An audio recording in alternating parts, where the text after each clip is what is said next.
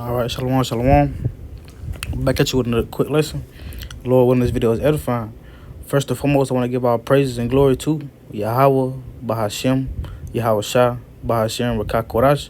Double honor to the elders and apostles of great millstone who rule well and taught us the truth. Salutations and peace to the hopeful elect scattered abroad, doing this work in truth and sincerity.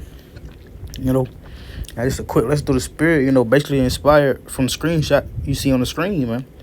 And it's a misspell in the screenshot, but basically what it's saying, it says your biggest enemy is your uncontrolled mind. Your biggest enemy is your uncontrolled mind, And I seen that scripture, it automatically made me think of a scripture in 2 Ezra 14, which we'll pull up in a second. But basically, it has some truth to it, man. This statement has a lot of truth to it, because your biggest enemy is your uncontrolled mind, man. Which we know to be the flesh, man. To be these corruptible bodies, man. These bodies that's, that we're trapped in, and that's subject to sin, man. That's subject to go off. That's subject to have wicked thoughts, man. To think whatever, because before action is taking place, it's a thought first, man. And these thoughts sometimes could be uncontrollable, man. But that's part of the battle that, that's part of the fight, the battle that, that was set before us, man. And coming into the truth,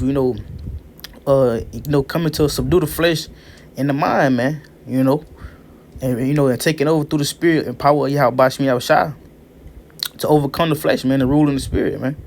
That's part of the battle that was set before us, man. Because like it says, your biggest enemy is your uncontrolled mind. The only way you can bring this mind, your mind, these uncorruptible bodies, under control is through the spirit and power of Yahweh Shah, man. It's having the spirit outweigh the flesh, man. By bringing these things under subjection, man, under subjection, so like and subduing these things.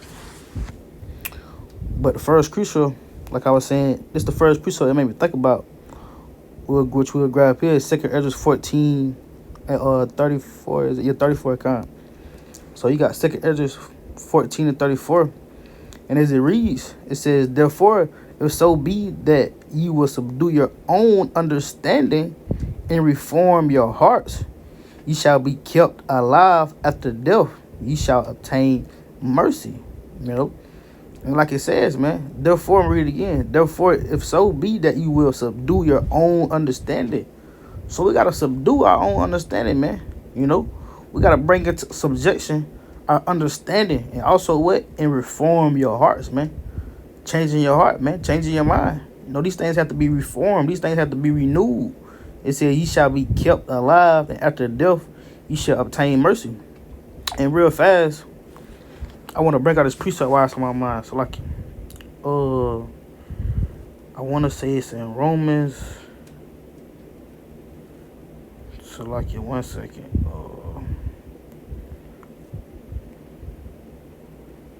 Renewing of your mind. Romans 12 and 2. Let's grab that real fast. And we'll actually come back to this second edge. Why it's on my mind. So we'll get this real fast. This is Romans 12 and 2. And it says, "And be not conformed to this world, but be ye transformed by the renewing of your mind," man. Hey, so we got to be transformed. Now, how are we going to be transformed? How are we able to subdue, our own understanding and reform our hearts? We got to be transformed. But how are we doing that? By the renewing of your mind, And how do you renew your mind, man? Going back to 2 Ezra real fast. Because, for us to renew our mind, like I was saying, we got to bring these things under subjection, man. We got to subdue our own understanding, as it tells you. Again, 2 Ezra 14 and 34. "Therefore, if so be that you will subdue your own understanding and reform your hearts, ye shall be kept alive, and after death you shall obtain mercy." So it's the only way we're going to be kept alive and obtain mercy, through the renewing of our minds, by subduing our own understanding and reforming our hearts, I'm going to grab this definition real fast. It's the definition of subdue. Because like the scripture told you, it says to subdue your own understanding. And if you read this definition, let's see. Subdue. Subdue. And we read the first definition. It says overcome, quieten, or bring under control, man. So we got to overcome these corruptible bodies, these worldly wicked thoughts. We got to overcome the flesh, man. You know, we gotta overcome these demons and spirits that we fighting on the daily. It says quieting, man. You know, we gotta quiet these demons, these uncontrollable, these wicked thoughts, man. The flesh telling you to do this, the spirits and demons coming in your mind telling you to do this, to go off, to sin, to not do a lesson, you know, to be slothful, to be lukewarm, or to do this and do that, you know, put the Lord last. We gotta quiet those thoughts, man. It says and bring under control, so we gotta bring these things under control, man. We gotta bring our own understanding. This, you know, this Christianity, this westernized society of understanding, you know. We gotta bring that under control. We gotta overcome that, man. You know, cause this is part of the battle that we was meant to fight, man. That we was meant to fight, you know. This is the battle that we are fighting. You know, overcoming the flesh, man. Overcoming these, you know, uncontrollable thoughts, man. You know, these wicked ass thoughts, man. You know, these fleshly, you know, corruptible bodies, man. You know, so again, it says subdue, overcome, quieten, or bring under control, man. If you go back to the scripture, I will read it like this: 2 Ezra 14:34. Therefore, if so be that you will bring under control your own understanding, overcome your own understanding, man. So we gotta overcome. We gotta bring under control our understanding and reform our hearts, reform our hearts. So like, you know, that's how we, you know, through the renewing of our mind. That's how we're gonna be transformed, man. That's how we're going to win the battle ultimately, man. You know, by overcoming the flesh, man. By overcoming these corruptible vessels that we're being in, you know, and being made holy and acceptable, you know, until Yahweh Shem Yahushua, man, and his coming, man. You know, that's the only way. But let's jump from this. And I want to go to, we're going to go to 2 Ezra. We're going to stay in the book of 2 Ezra, actually, and go to chapter 7. I think I want somewhere around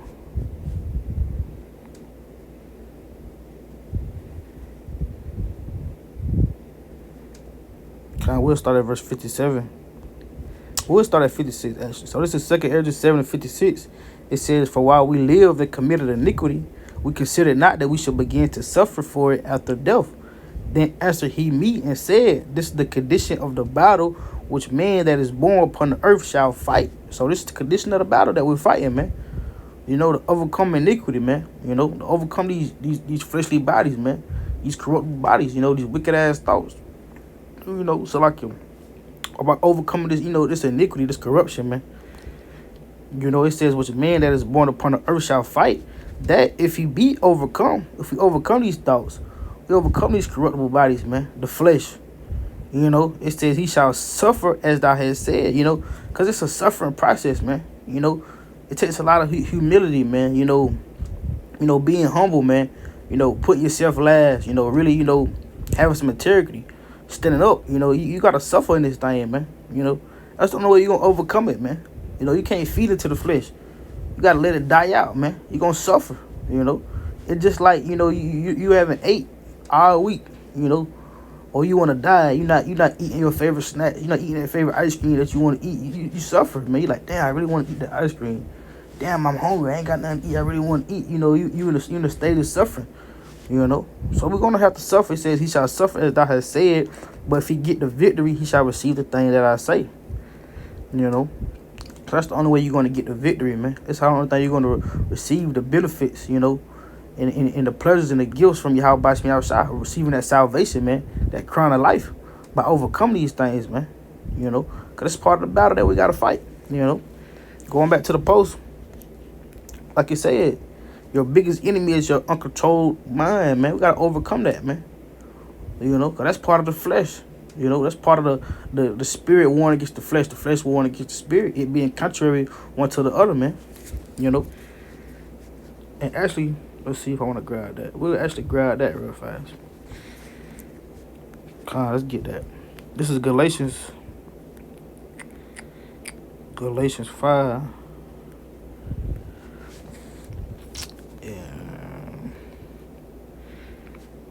We'll start at verse 16. This is Galatians 5:16. This I say then, walk in the spirit, and ye shall not fulfill the lust of the flesh. So if we walk in the spirit, and we're not going to fulfill the lust of the flesh, that's part of, you know, that's a step.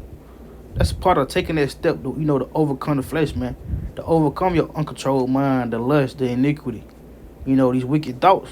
By walking in the spirit, man. It says, for the flesh lusteth against the spirit, and the spirit against the flesh. So they constantly lusting against each other, man. The spirit telling you to do this, the flesh telling you to do that, man. It's a constant battle, a constant bickering back and forth, a constant war. Like I said, this is the battle that man have to face. It's the battle that we have to face. It's a constant war, man. It's a spiritual warfare. It says, and these are contrary to the one to the other, so you cannot do the things that you would. It says, but if you be led by the spirit, you are not under the law. So but the point being, it says, these are contrary one to the other. So they contrary one to the other, so they constantly going against each other, so that you cannot do the things that you would. Because the flesh will pull you this way. The flesh will pull you to wickedness, iniquity, to going off, to sin. It'll bring you under control with those wicked thoughts, man. But if you fall out the flesh, it's going to bring you into righteousness, walking in the spirit, man. Not going after the flesh, not following after your lust, not doing the things that you want to do that please you, man. It'll follow you, it'll take you to humility, man. Being humble, Letting the Lord lift you up. Let the Lord bring you up, man. Because that's part of the battle, the flesh and the spirit, lusting against each other, man. Now let's grab this. Matthew 26 and 41, man. Because like we were saying, the flesh and the spirit is constantly going against each other, man. But like the scriptures say, Matthew 26 and 41, it says, watch and pray that you enter not into temptation. The spirit is indeed willing, but the flesh is weak, man. So we got to pray that we don't enter into temptation. Why? Because the spirit is willing, man. Like I say, the spirit want to take you down that narrow path, man, that righteous road, of humility, being humble, walking in the spirit, standing away from your flesh, your lust, man. Doing the things which you think is right in your mind. Because like the scripture tell you, if paraphrasing the Proverbs, there is a way which seemeth right unto a man, but the end of that way is death. Roughly paraphrasing, Because your flesh will make you seem like you're doing the right thing. It'll be like, let's go this, go with the flow. Go with what everybody else is doing. But that way leads to death. That way leads to corruption, to going off, man, to losing the battle, So you got to follow after the spirit. So again, watch and pray that you enter not into temptation. The spirit is indeed willing, but the flesh is weak, man. Because the flesh is weak, But the spirit is willing. The spirit ready to do the work. The spirit ready to get on fire. The spirit ready to overcome these thoughts, these demons, this lust, this corrupt body. But you got to be willing. You got to be willing to put in the work, to suffer, man. To fight that battle, to go through it, the hardship, man. Nobody said it was going to be easy. You got to be ready to go through this, man. It's part of the battle, You wouldn't be a good soldier of the Lord or Yahweh Shema Shai. As soon as you face some adversity, you ready to curl up. You ready to fold, You ready to call it quits, throwing the white flag, man. The white towel. You got to be a good soldier for Yahweh Shema Shai, man. When Yahweh Shai was on the scene, he faced adversity and caught hell, and was tempted in the flesh. And he didn't fold. He faced it. He suffered it, man. He suffered that tribulation, man. He went through it. He endured, man. That's why the scripture tell you, he that endure until the end, the same shall be saved, man. Because you got to go through this battle, this fight to endure, man. You got to endure this battle, this fight, man. This constant warfare between the flesh and the spirit. That's the only way you're going to overcome. That's the only way you're going to win. This is not a one-day battle, man. It's not I won in the flesh today. I won in the Salaki. It's not I won in the spirit today. Well, I might let the flesh win tomorrow. No, you got to constantly be at it, man. You got to constantly be fighting, until the end, man. Because if you don't, you'll give in. You'll be double-minded, man. One day you in the flesh, you letting the flesh win. One day the flesh kicking your ass, man. You just give in. You doing whatever, You back a nigga in the world. The next day, now you on fire. Now you want to do less. Now you want to walk in the spirit, Now you shalom Yahweh Shema Shai. No, man, that's not part of the battle. You're not going to win the battle like that, man. Because you unstable. You're going to get thrown off easily, Now let's grab this, man. James 1 and 8.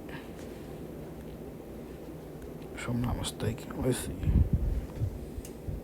So like it, just seen James.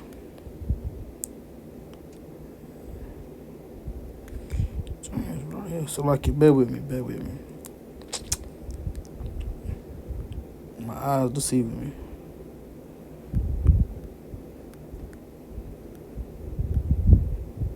There it is.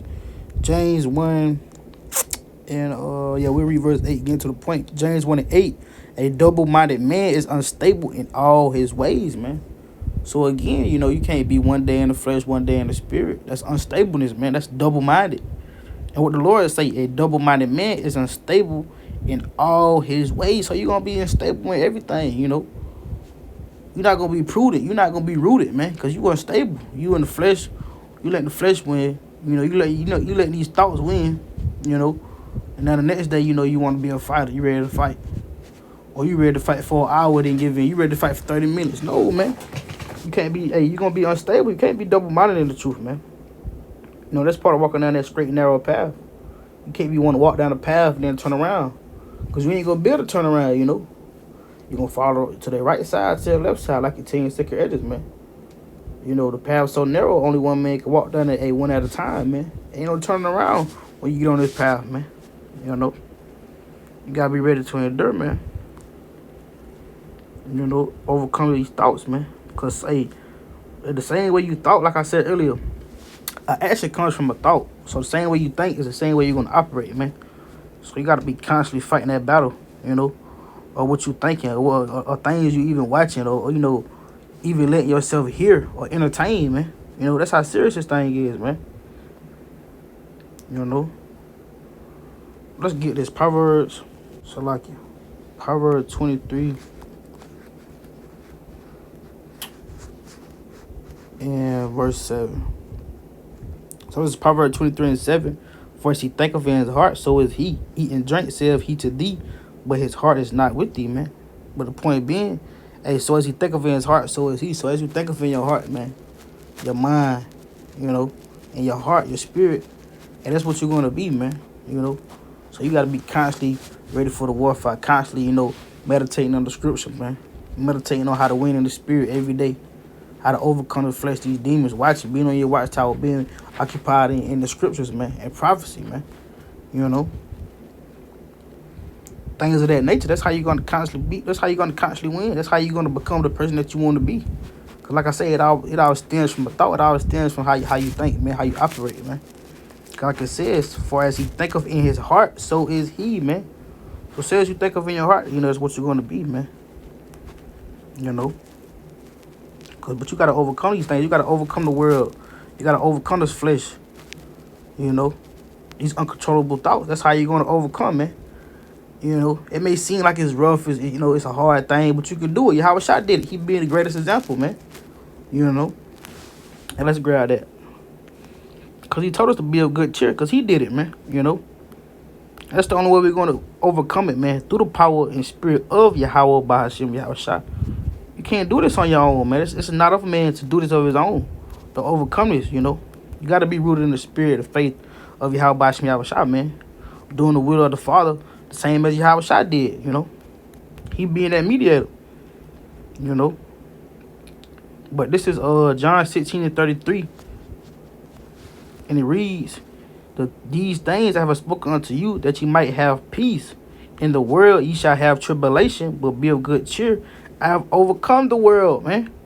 The Lord told us these things so we could be of peace. He said in the world we're going to have tribulation. You're gonna have battles and fights with demons, man. The flesh and the spirit. Having tribulation on a carnal level, on a physical level, in the world, at your job, with your parents in your household, with your children, whatever the case may be, man. Whatever the Lord throw at you, What dealing with demons and spirits coming in your mind, trying to get you to go off, with different thoughts, man. But the Lord said, be of good cheer. He said, I have overcome the world. The Lord overcame the world. He overcame those wicked thoughts. His household, friends, betraying him, man. People betraying him, people talking bad about him. He overcame the world, this flesh, this body, man. He overcame it. Yahweh Shai was perfect, man.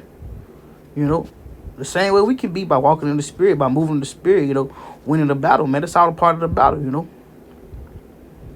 All a part of the battle, man. That brothers got to win, man. And again, going back to that post, your biggest enemy is your uncontrolled mind, man. That's our biggest enemy that we got to overcome, man.